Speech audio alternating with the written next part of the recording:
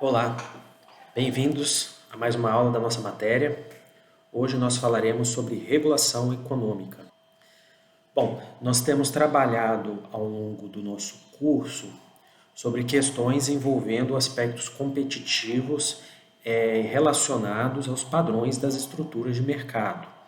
Então, nós falamos desde o começo das nossas discussões sobre as diferenças setoriais, sobre os padrões concorrenciais, quando esses padrões concorrenciais eles tendem a gerar algum poder de mercado, eles podem de alguma forma serem regulados ou serem estabelecidos padrões de ação para a defesa da concorrência daquele mercado. Na aula passada nós falamos como o Estado, como os agentes reguladores da defesa de concorrência atuam para garantir com que essa concorrência exista. Nessa aula, nós vamos falar sobre a motivação dos agentes reguladores quando não é possível estabelecer concorrência, quando o mercado tem determinadas características que façam com que ele atue num poder de concentração, uma quantidade de concentração maior entre as empresas. Então, regulação econômica vai tratar sobre isso. A regulação, ela é qualquer ação do governo no sentido de limitar a liberdade da escolha dos agentes econômicos. Então, o agente regulador, ele limita a capacidade de escolher dos agentes econômicos. Nesse caso específico que nós vamos tratar aqui, a limitação da escolha é sobre o agente econômico produtivo, certo?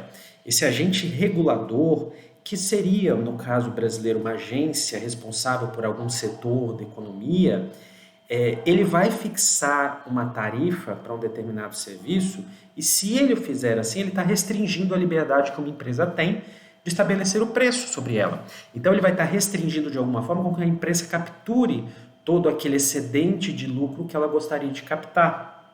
E esse campo da regulação, ele vai ser muito mais extenso do que isso, do que a gente está falando. A gente está falando de limitação de liberdade de escolha, a gente falou de limitação de liberdade de escolha de preços, mas ele pode também se estender à regulação de quantidade, certo? Uma quantidade mínima de produção, de limitação de número de empresas que podem ofertar um produto, pode ser regulação de qualidade sobre determinadas características de que tem que ter aquele produto, determinadas características de probabilidade de acesso àquele produto. A regulação também pode ser sobre segurança do trabalho, sobre normas que obrigam determinados setores a utilizarem determinadas relações, pagamentos de insalubridade, periculosidade, tudo isso trata de regulação econômica. Na nossa matéria, como nós estamos trabalhando questões específicas de mercado, nós vamos focar aqui sobre a regulação de preço, certo? Esse vai ser o foco que nós vamos analisar. Então, nós temos um objetivo nessa aula que ele é duplo. O primeiro é dizer por que regular, quando regular e como regular, certo? Ela é uma aula complexa no sentido de que os padrões de regulação eles podem ser bastante complexos, a gente não vai entrar a fundo nesses padrões de regulação na apresentação dos cálculos sobre isso, a gente vai delinear e mostrar como eles podem funcionar. Nós podemos entender que a regulação ela é um processo atual que mesmo nas teorias econômicas com vertentes mais liberais, é reconhecido a existência de situações que o mercado não consegue levar a uma alocação eficiente de recursos, certo? Então, apesar de vertentes mais liberais entenderem o padrão competitivo próximo à concorrência perfeita como um padrão ideal de competição e que deve ser perseguido, em alguns momentos isso não irá acontecer. E quando isso não pode acontecer, é aí que entra a possibilidade de se estabelecer uma regulação econômica. Nós vamos falar de duas questões específicas aonde a regulação econômica ela deve ocorrer, que são monopólio natural e externalidades. O conceito de monopólio natural, ele pode ser visto em duas questões específicas. Ele pode ser um monopólio natural com um produto. Nós já falamos de monopólio natural em algumas aulas passadas.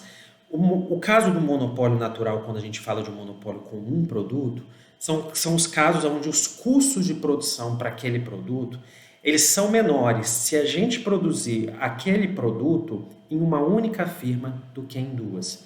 Ou seja, é a fórmula que a gente está colocando aqui, no qual considere, por exemplo, três empresas distintas: a empresa A, a empresa B e a empresa C. Considerado isso, nós estamos querendo dizer que existe um monopólio natural de um único produto, quando a produção desse produto, da soma da produção desse produto na empresa A, é maior do que dividir a produção desse produto nas empresas B e C. Seria mais barato. Essa condição para que isso ocorra é que haja economia de escala em toda a amplitude relevante de produção. Então, se existe essa capacidade de economia de escala, que me diz que existe uma produtividade maior de produção do produto em uma única empresa, nós estamos falando de um monopólio natural. Então, nesse caso específico, vale a pena permitir com que exista esse monopólio para que essa produção ela seja acessada ao nível do consumidor com um custo menor. Esse é o caso de um monopólio natural de um único produto.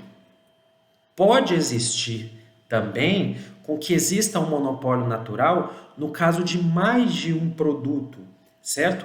É como se nós disséssemos que seria mais barato produzir uma dada quantidade de dois produtos específicos numa mesma empresa do que produzir aquela quantidade de produto em uma empresa específica produz um e a outra empresa produz outro. Nesse caso, nós dizemos que existe um monopólio natural multiproduto. É como, por exemplo, se fosse mais barato, e é mais barato, então esse é um exemplo válido, oferecer o acesso à internet e o acesso a ligações por uma mesma empresa, usando uma mesma rede, porque eles usufruem de aspectos específicos da oferta daquele produto. É mais barato permitir que uma empresa ofereça esses dois produtos ao mesmo tempo do que fazer com que eles sejam separados por acesso de outras empresas. Então, nesse caso, eu também permitiria um monopólio natural. E nesse caso de monopólio natural, além de ter economia de escala, fica claro para vocês, pelo que a gente aprendeu na matéria também, que nós vamos ter economias de escopo. Uma outra questão específica da possibilidade de existência de regulação é quando nós estamos tratando de indústria de rede.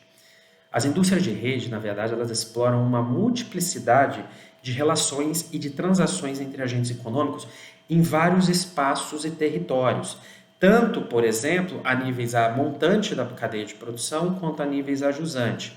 Nesse caso específico, as indústrias de rede elas estão muito relacionadas à provisão de infraestrutura econômica. Por exemplo, energia elétrica, por exemplo, gás, por exemplo, saneamento básico, processo de entrega de água, eles estão muito caracterizados à existência de indústrias de rede. Nas indústrias de rede, além da importância da economia de escala, como falamos, e da possibilidade também de importância de economia de escopo, não é necessário, mas pode acontecer, existe também a presença de externalidades. As externalidades elas vão ser melhor entendidas, melhor apresentadas na matéria GED 72, onde elas vão ser destrinchadas de uma maneira maior.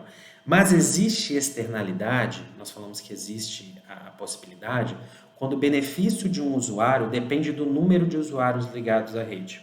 Então eu posso dizer que existe externalidade quando a minha dependência, a minha possibilidade de acessar aquele produto e aumentar a qualidade daquele produto, vai dispor de quantas pessoas acessam aquele produto. Por exemplo, uma linha telefônica. Vai ser tão mais importante, vai ser tão melhor e aumentar o meu bem-estar de consumo daquela linha telefônica quando mais pessoas tiverem acesso àquela linha telefônica. Então, se mais pessoas utilizam daquele serviço, eu vou melhorar o acesso àquele serviço, porque eu vou poder me comunicar ou usufruir de melhoras naquela capacidade de serviço. Isso é muito claro quando eu estou falando de linha telefônica, mas isso também pode ser muito claro quando eu estou falando de serviços como entrega de energia elétrica, de água e abastecimento, porque a melhora da qualidade do serviço vai depender da escala que é gerada por aquele serviço e vai depender da capacidade da empresa que está ofertando aquele serviço ofertar aquele serviço com valor melhor. Então, quando ocorre um caso desse, eu dependo do aumento da escala e isso é o que a gente chama de uma falha de mercado, certo? Por quê? Porque não há a possibilidade de um consumidor que está ofertando aquele serviço remunerar o outro pelo benefício da adesão. Se eu pudesse, eu faria isso de alguma forma, eu poderia acessar, mas isso não é possível acontecer nesse tipo de oferta de serviço. Então, se isso não é possível de acontecer e não é possível haver essa remuneração de benefício, eu posso não chegar a uma expansão eficiente da rede. Então, nesse caso, eu preciso de uma regulação para que se regule o nível adequado de interconexão entre os agentes desse setor. Então, o fato dessa rede ser necessária a atuação do agente é justamente pela questão das externalidades. Então, casos específicos de quando regular, nós podemos dizer que é quando existem monopólios que são naturais ou quando existem externalidades de rede, ou até mesmo quando existem os dois em conjunto. Dadas essas questões específicas, nós partimos para o entendimento de como regular. Os padrões de regulação, eles são distintos, eles têm vantagens e têm desvantagens. E nós vamos tentar apresentar aqui de uma forma bastante simplificada, como eu falei no começo da aula, mas que englobe e abarque toda a evolução desse processo de regulação ao longo do tempo. Ok? A primeira regulação que nós vamos falar é a regulação por taxa de retorno, que é uma regulação que ela arbitra um vetor tarifário, ela arbitra uma tarifa, ela pode ser uma tarifa para tipo de produtos ou serviços específicos da firma regulada, cada um do tipo, no qual ela visa garantir para a firma uma taxa de retorno que seja adequada para que essa firma continue a oferecer esse serviço.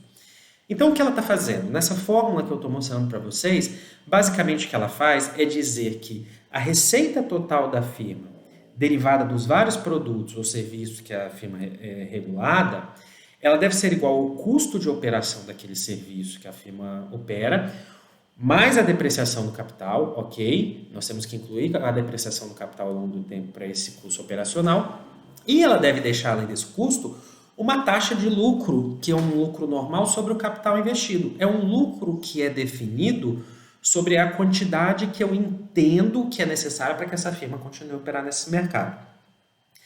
Essa é uma forma de regulação que ultimamente ela é muito pouco utilizada, porque ela gera vários problemas, mas ela foi muito utilizada no começo e no entendimento do sentido da regulação econômica no mundo, que, como a gente já falou numa aula passada, ela também data do século passado, lá pelo começo do século. Por quê? Porque ela apresenta vários problemas, várias desvantagens, porque o custo de mensuração de todas as relações no qual são necessárias para que ela seja regulada são custos altos. Eu vou elencar alguns aqui, que nós podemos falar de maneira rápida. Por exemplo, se eu estou tentando fazer uma remuneração do capital, que é dada pelo custo operacional, o custo operacional ele é dado por remunerar o capital que eu estou investindo na minha empresa. Mas qual a dimensão do capital que eu vou utilizar para remunerar aquela empresa?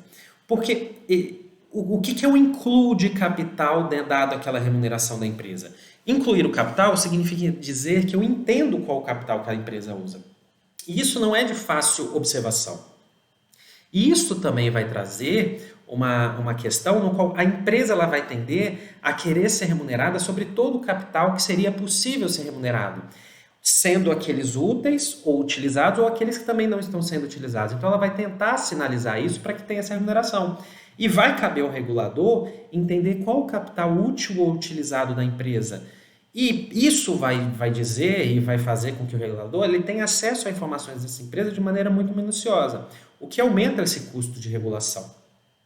É muito complicado saber sobre isso, saber sobre essas informações internas. Então esse é um problema. Um outro problema diz respeito a qual a taxa de retorno que eu permito com que essa empresa tenha sobre essa remuneração. Bom, ela está interligada ao primeiro problema que nós falamos. Então, na verdade, para eu ter essa taxa de lucro, eu precisaria entender uma taxa de regulação que seja ligada ao custo do capital da empresa. Porém, é muito difícil estabelecer esse custo do capital da empresa, o que torna também muito difícil obter essa taxa de retorno da empresa. E, normalmente, o que acontece é uma questão ligada ao que se chama de um efeito Average-Johnson, que normalmente a empresa ela vai estabelecer uma taxa de retorno que seja adequada para a firma regular, mas como ela não tem muita observação sobre a taxa de retorno e o custo de capital que seria adequado, normalmente ela pode estabelecer uma taxa de retorno que seja maior do que a adequada para a utilização daquela empresa. Então, quando ela faz esse estabelecimento dessa taxa de retorno que é maior do que a adequada, ela torna o custo do capital ele mais barato do que ele efetivamente é. Quando ela faz tornar esse custo do capital mais barato, ela faz com que as empresas, se elas pudessem estabelecer uma relação capital-trabalho que seria adequada para elas, e o custo do capital se torna mais barato, ela diminui essa relação, ou, desculpa, ela aumenta a relação capital-trabalho, estabelecendo mais capital e menos trabalho, de forma com que ela não vai trabalhar de maneira eficiente nessa relação capital-trabalho. Isso poderia ser um problema para as empresas também, ok? Poderia também ter alguma coisa de boa nisso, porque o capital normalmente é mais produtivo do que o trabalho, então isso pode aumentar a eficiência e a produtividade, mas é uma questão interna que nós teríamos que saber como seria calculado dentro da empresa. Então esse é um outro problema, que é a determinação da taxa de retorno. O outro problema é a determinação do custo variável, porque esse custo variável ele exige entender a fundo a contabilidade da empresa, mas também a fundo a contabilidade e o processo produtivo. Não é trivial entender o custo variável, dado que nem sempre também todas as empresas têm perfeito entendimento sobre esse custo variável. Outra questão é que esse custo ele pode mudar de maneira significativa ao longo do tempo. Se nós temos uma empresa, um setor econômico onde os custos eles variam de forma significativa, esse pode ser um problema muito grande para a mensuração. O que nos chama atenção para um outro problema, que também é a determinação da receita da empresa. Assim como o custo, a receita pode variar, porque a receita ela vai ser influenciada pela quantidade demandada. Só que quando eu defino o preço dado, eu tenho um problema aqui de interconexão entre quantidade demandada e preço que eu defino, que eu tenho um problema que eu já estabeleço a receita da empresa desde o começo. Então eu tenho um problema de operacionalidade aqui, no qual fica difícil para mim estabelecer, fica difícil para mim também fazer essa determinação, dado que ex ante eu fiz essa determinação do preço que a empresa vai poder pagar. Então essa receita vai depender do preço. Então essa receita vai ser exatamente determinada por aquilo que eu estabeleci ex ante. Então a gente vê que a gente engloba aqui um contexto de custo de regulação muito grande, no sentido de que eu preciso ter uma força de regulação com pessoal capacitado, com entendimento da empresa de uma maneira muito clara, e que isso inviabiliza muito a utilização da taxa de retorno. Dada essa problemática, o contexto do sistema de regulação ele foi caminhando para estabelecer outras formas de regulação que atentem e melhorem a possibilidade de regular para objetivos específicos. Uma delas é o que a gente chama de preço-teto ou price cap, certo? Que é uma forma de regulação bastante recente. A gente fala que ela foi inicialmente estabelecida pelo sistema de regulação das telecomunicações na Inglaterra, em 1984, e o sistema ele basicamente consiste em estabelecer um limite superior para a indústria regulada aumentar os seus preços. E esse limite ele vai ser dado por uma fórmula bastante simplificada, certo? Essa fórmula simplificada ela vai ser dada pela diferença entre um índice geral de preços, que é considerado, menos um valor X, que é um título de aumento de produtividade. É aquilo que eu espero que a empresa ela estabeleça de aumento de produtividade em uma relação específica para um determinado período de tempo. Vamos tentar explicar isso com um exemplo. Vamos supor que nós utilizamos um índice de preço dado básico, pode ser o IPCA, pode ser o INPC, para um período de revisão tarifária, que normalmente é de 1 ano. E que nesse período de revisão tarifária de 1 ano eu também espere que exista um aumento de produtividade na indústria de alguma porcentagem ao ano. Vamos supor uma porcentagem de 2%. Então nós estamos dizendo que nesse caso específico, o que eu permitiria de reajuste de preço dessa empresa ou dessa indústria regulada ao longo do tempo, seria o aumento do nível de preços menos o ajuste de produtividade. Então vamos supor que nós tenhamos nesse período de tempo específico um aumento de 5% no índice de preço. Se nós temos um aumento de 5% e eu espero um aumento de produtividade de 2%, eu permitiria com que a empresa nesse ano ela aumentasse o seu nível de preço em 3%. Então, esse é o aumento da tarifa que é permitida. Essa possibilidade, ela me traz determinadas vantagens, que ele é um método, basicamente, que ele tem duas vantagens específicas. Quando eu permito com que esses setores específicos que estão regulados, eles tenham essa possibilidade de aumento de preço, ele primeiro, ele atinge exclusivamente os serviços ou a indústria em que a empresa regulada atua como monopolista. Por quê? Pode ser que em determinadas situações as empresas não atuem como monopolista, porque elas têm um escopo grande. Vamos supor que ela tem um escopo grande, que em algum mercado ela seja monopolista por causa de um monopólio natural, em outros mercados não. Quando eu faço essa permissão de que nesse setor específico, como monopolista, ela faça regulação price cap, eu suponho que a empresa vai incidir sobre esses preços apenas nesse mercado. Eu não preciso regular os preços dela de todo o mercado como a taxa de retorno varia, porque a taxa de retorno pensava na receita total da empresa. Não, aqui agora eu só penso na tarifa sobre aqueles mercados específicos. Então eu não preciso estabelecer todas as tarifas para a empresa. Então se eu faço isso, eu faço com que ela atue nesse mercado procurando a produtividade. Nos outros ela compete como é que for. Uma coisa boa disso também é que se eu regulo o preço nesse mercado, eu não permito com que as empresas pratiquem preços extraordinários e subsidiem a atuação dela em outros mercados com redução de preços no outro mercado para expulsar. Espero que isso tenha ficado claro, mas basicamente é dizer que nesse mercado, como ela ganha muito, no outro ela pratica preço predatório para poder até ganhar menos, expulsar outras pessoas do mercado, para gerar barreiras à entrada, pessoas não, desculpa, empresas, gerar barreiras à entrada, e nesse mercado, quando ela expulsou, ela tem uma atuação cruzada. Quando eu faço isso, eu não permito que a empresa atue dessa forma. Uma outra vantagem dessa forma de remuneração é que eu estimulo a eficiência produtiva da empresa, eu promovo com que ela inove.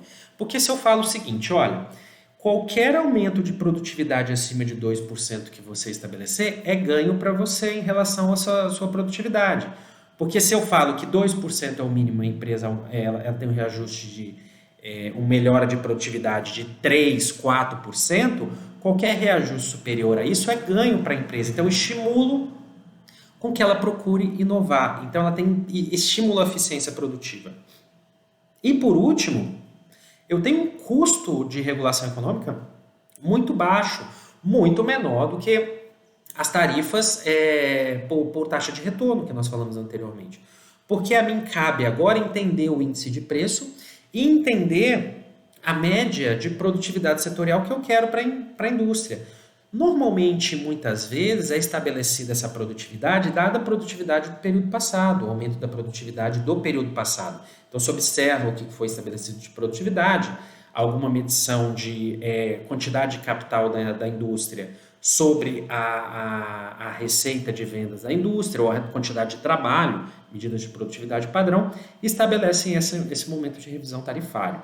Então, esse nível de price cap ele é bastante utilizado e a gente vai ver isso com muita clareza no processo de regulação da Anvisa. A Anvisa utiliza muito essa taxa de regulação price cap. Uma outra forma de regulação é o que a gente chama de regra de componente de preço eficiente. E ela é normalmente citada na literatura, ela é utilizada quando a gente tem problemas de interconexão ou quando existe a necessidade de uma empresa utilizar a infraestrutura de uma rival. Vamos pensar na seguinte situação. E entenda por essa figura uma situação de oferta de produtos ou serviços no mercado, no qual nós temos a seguinte relação. Nós temos uma forma de ligar X a W, apenas uma forma, e essa forma passa por C, certo? E depois nós temos duas formas de ligar W a Y, mas essas duas formas de ligar W a Y, elas passam por A ou por B. O que isso significa? Vamos imaginar que ligar X a W é a forma de ligar uma linha telefônica, que possui, nesse caso, apenas uma empresa que tem o serviço de oferecer telefonia, que é a empresa C. Só que, depois que eu passo pelo acesso a essa linha telefônica, eu posso ter duas formas de chegar a Y. Vamos supor que é o acesso à internet, que pode ser feito tanto por um provedor A ou por um provedor B. E vamos supor que, nesse caso, o que acontece é que o provedor A é de propriedade da empresa C e o provedor B é independente. O regulador, nesse caso, ele quer o quê? Ele quer com que B ele possa ter acesso a C. mas ele quer também com que A continue a operar, sendo A empresa de C. Como eu faço com que esse setor e essa regra de preço ela seja eficiente no ponto de garantir rentabilidade para a empresa C, que é dona de A, mas garantir com que B também opere nesse mercado? Vou dar um exemplo simples aqui, que é o exemplo do livro, que vamos supor os custos de utilização dessa infraestrutura ao longo dessa sua cadeia. Vamos supor que o custo de utilizar C ele seja igual a 4, ok? E por sua vez, o custo de utilizar A, o custo de levar a telefonia de A, seja 3. E que vamos supor também que se eu permito com que esse setor ele seja monopolizado, no qual só exista a empresa C, dona de A, e oferte o serviço final Y, a receita total recebida pela empresa de telefonia fixa e o seu provedor seja de 10, ok? Se eu suponho toda essa relação, eu preciso entender, para que esse setor ele possa ser competitivo na linha WY, qual que seria o preço cobrado pelo acesso a C para a empresa B? Qual que eu deveria permitir que seria o preço cobrado por C para que a empresa B opere e para que esse setor seja competitivo de forma com que A também seja remunerado, ou seja, a empresa C continue a ofertar A e a empresa B tenha incentivos para operar nesse mercado. Bom, se nós estamos pensando nisso, a forma adequada que a gente poderia pensar é que o mais adequado é remunerar a firma de telefonia local pelo custo de C mais os lucros sacrificados por deixar de vender um acesso à rede de provedor que ela possui. Vamos pensar o seguinte: se essa empresa C ela oferta esse serviço até o acesso à rede final de internet, ela vai vender por 10, sendo que ela tem um custo de 4 em C e um custo de 3 em A. Então ela tem um lucro de 3. Então, a receita de acesso menos o custo da rede de telefonia local e menos o custo do provedor da telefonia fixa é 3. Então, dessa maneira, o valor que eu devo cobrar para que B possa ofertar seria o custo de ofertar C, ou seja, o custo da empresa C ofertar o acesso de XAW, mais o lucro sacrificado que ela tem por não estar ofertando A. Então, se eu cobro da empresa B 7, essa seria uma solução eficiente. Vamos supor, por exemplo, e ver como que essa solução ela pode ser eficiente. Vamos avaliar uma solução? Vamos supor, por exemplo, que a empresa B, o provedor independente, ele seria mais eficiente e ele conseguiria, de uma forma, ter um custo menor de oferta do seu serviço. Vamos supor, então, que ele oferte esse serviço, ao invés de ofertar por 3, como a empresa A faz, ele oferte por 2. Então, nesse caso, o seu custo total de oferta seria 2 mais os 7 que ele paga para a empresa C, ok? Então, ele teria um custo total de 9. Nesse caso, se o preço final do provedor de A é 10, porque ele oferta 10, o provedor FC, ou independente, ele poderia ofertar o seu produto a 9, ou ele poderia ofertar a 10. Se ele ofertasse a 10, ele teria um lucro de 1. Então, se ele tem um lucro de 1, ele poderia até nesse mercado, para evitar com que o provedor A ofertasse esse serviço, oferecer um preço menor do que 10 e maior do que 9. Suponha 9,50. Se ele faz isso, ele poderia capturar o mercado. E isso me traz eficiência nesse mercado, porque eu estou permitindo com que, ao mesmo tempo, eu permita com que o produtor de acesso à telefonia, acesso à internet, ele opere porque ele tem eficiência maior e permito que eu remunere o meu produtor de C de forma com que ele não se sente lesado por não estar mais ofertando o serviço de telefonia e internet. Serviço de acesso à internet, porque ele está sendo remunerado por isso. Então, nesse caso, esse produtor é eficiente.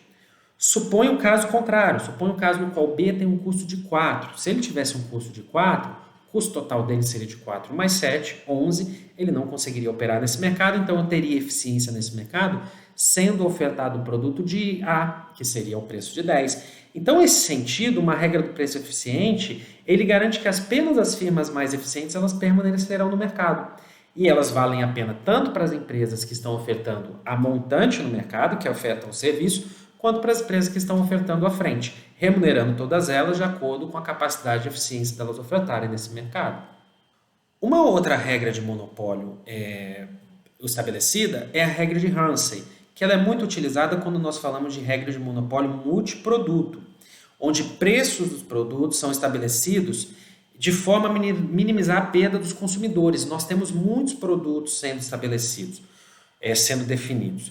Vamos supor um monopólio multiproduto, seria o caso de uma estrada de ferro que ela transportasse diferentes tipos de cargas, que sejam grãos, que sejam containers, que sejam pessoas, certo? Então, nesse caso específico, eu poderia regular a oferta desse serviço, dessa rede de estrada de ferro, de acordo com que ela pudesse cobrar um preço para cada um desses produtos, de acordo com regras de capacidades de oferta e de demanda de cada um desses produtos. A regra de Ramsey, ela basicamente estabelece que o preço calculado para cada produto vai depender da capacidade de demanda desse produto. Então essa fórmula que a gente está mostrando, que eu estou mostrando aqui de maneira muito simplificada, porque principalmente ela leva em consideração a elasticidade da demanda, que é um conceito também que será mais utilizado em GED 72, ela leva em consideração que para dada elasticidade da demanda, um preço pode ser cobrado. No sentido de que, quanto maior a elasticidade de preço, maior a redução na quantidade consumida de um bem em função de uma elevação no seu preço e, consequentemente, maior a perda de bem-estar dos consumidores.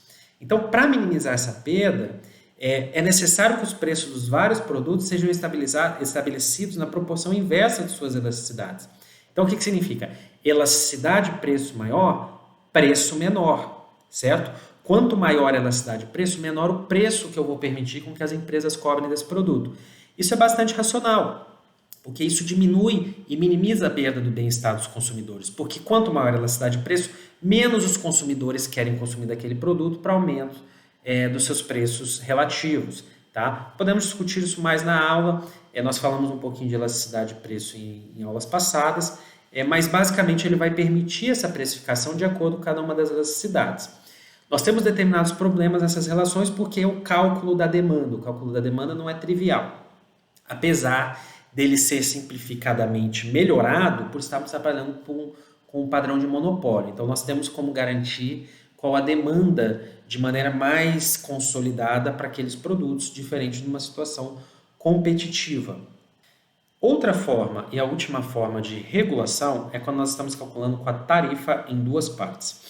E a tarifa em duas partes ela é calculada por uma taxa fixa para o rendimento total da empresa, que ele é independente da venda do produto, e uma tarifa que é o preço por unidade do serviço efetivamente usado. Então, basicamente, essa tarifa em duas partes, ela cobra por um componente fixo, que nós estamos chamando de A, e um componente que é o uso marginal daquele produto, que é o P, que é o preço por unidade consumida.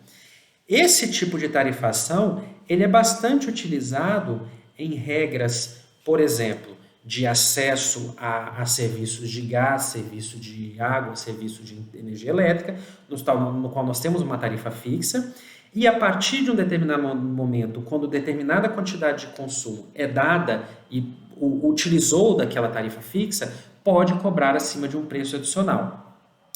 Essa regra de tarifação em duas partes, ela é muito utilizada e ela utiliza uma regra de Ramsey dentro dessa tarifação em duas partes. Porque no cálculo da tarifa em duas partes, nós consideramos produtos distintos nesses elementos. Porque nós temos um produto no qual a demanda é mais inelástica, que seria o acesso, ou seja, eu posso cobrar um preço nesse acesso, que é um preço acima do custo marginal, porque ele tem uma demanda inelástica. Pensem, por exemplo, quando eu estou falando de água, quando eu estou falando de eletricidade. Nós temos uma demanda inelástica porque é necessário utilizar a água e a eletricidade de qualquer forma. Então, nesse caso, nós temos uma remuneração que é um markup, que é um preço acima do custo marginal, que é acima exatamente do custo marginal, porque nós temos uma utilização dessas possibilidades. E no outro lado, o preço que vai ser cobrado, que é o preço por unidade consumida, ele pode ser um preço que é mais elástico. Nesse preço nós temos a elasticidade do consumidor um pouco maior, então ele vai ser um preço que ele tem uma elasticidade maior, então na regra de Ramsey, quando a gente está levando em consideração, o preço vai ser menor por unidade consumida. Então, é uma questão de acesso e de utilização posterior. Isso é muito utilizado hoje também como uma regra que não necessariamente foi estabelecida pelo regulador, mas que as empresas de telecomunicações fazem com determinada frequência, que é o estabelecimento de uma quantidade fixa de utilização e a partir daquele momento você cobra uma taxa adicional pelo uso daquelas tarifas.